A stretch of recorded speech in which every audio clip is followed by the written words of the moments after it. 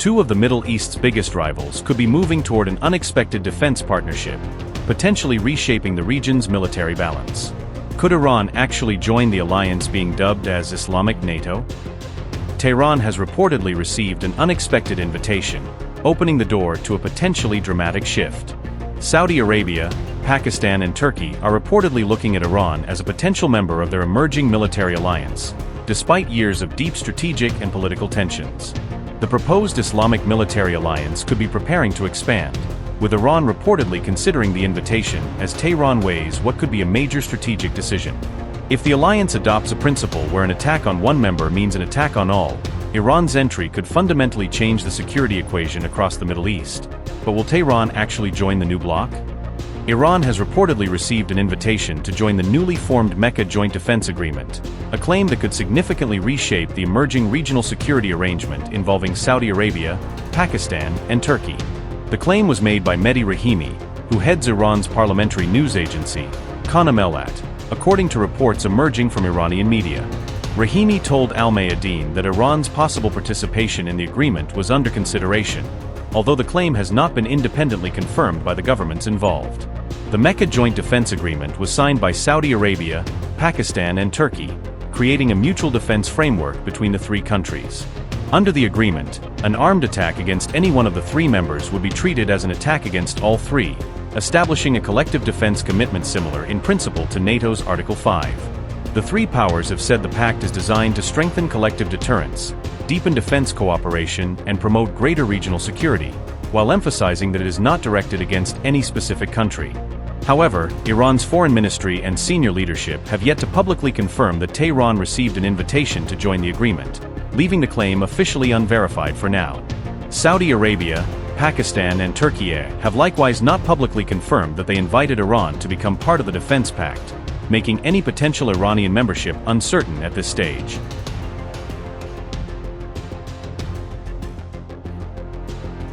Iran's entry into the Mecca Joint Defense Agreement would mark a dramatic shift in Middle East security politics, potentially bringing together countries that have historically had complex and sometimes competing strategic interests. Tehran and Riyadh have long been regional rivals, despite a diplomatic thaw in recent years that has helped restore relations and open the door to greater political engagement between Iran and Saudi Arabia. Iran has previously indicated that it does not view the new defense pact as being directed against Tehran, suggesting that the agreement itself has not been seen by Iran as an immediate threat. Turkish officials have also said the agreement is defensive in nature and is not aimed at any specific country, emphasizing that the pact is intended to strengthen collective deterrence and regional security. If Iran's participation is eventually confirmed, Tehran could transform the current three-nation arrangement into a broader regional security bloc, potentially giving the pact much greater strategic and geopolitical weight.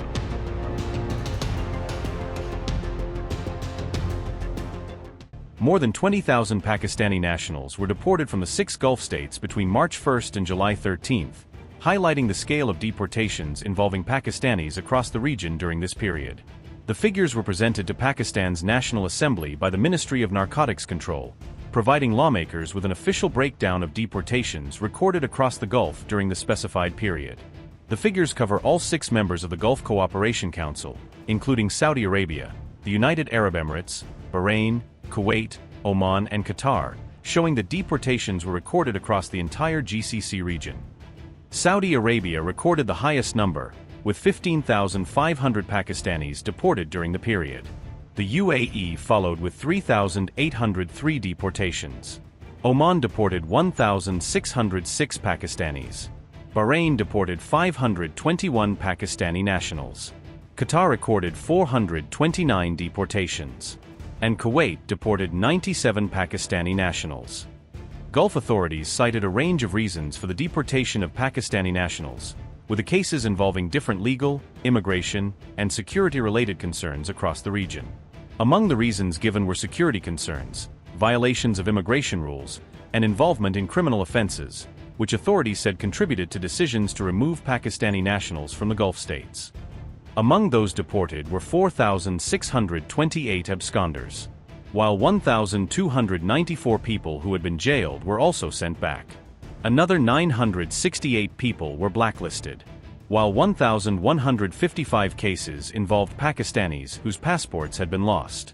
A further 689 people were deported for visa violations, and 342 were deported in refused entry cases.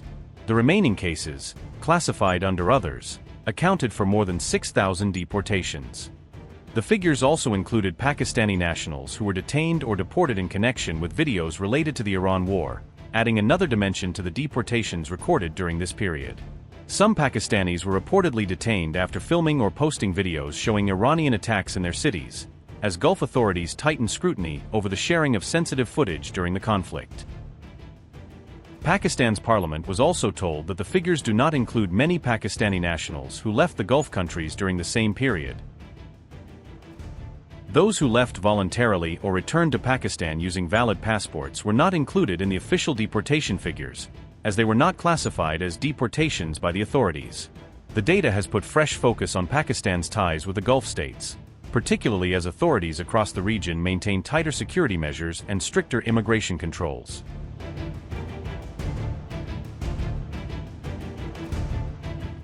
The foreign ministers of the UAE, Saudi Arabia, Qatar, Jordan, Indonesia, Pakistan, Turkey, and Egypt have jointly condemned Israel's continued settlement policies in the occupied Palestinian territories. The ministers categorically rejected Israel's E1 settlement plan, along with related settlement activities being carried out east of occupied East Jerusalem. They also condemned settler violence against Palestinians, including attacks supported by Israeli authorities against Palestinian civilians, homes, and property. According to the ministers, Israel's settlement activities violate international law and contradict relevant resolutions adopted by the United Nations. They warned that the E1 plan represents a dangerous escalation that could threaten regional and international peace and security. The ministers said expansion of the E1 settlement area could undermine the geographical continuity of the occupied Palestinian territory, particularly by severing links between the West Bank and East Jerusalem. They cautioned that the plan could damage the prospects of establishing a viable and contiguous Palestinian state based on the 1967 borders, with East Jerusalem as its capital. The ministers also referred to US President Donald Trump's comprehensive peace plan, including its stated rejection of annexation and forced displacement.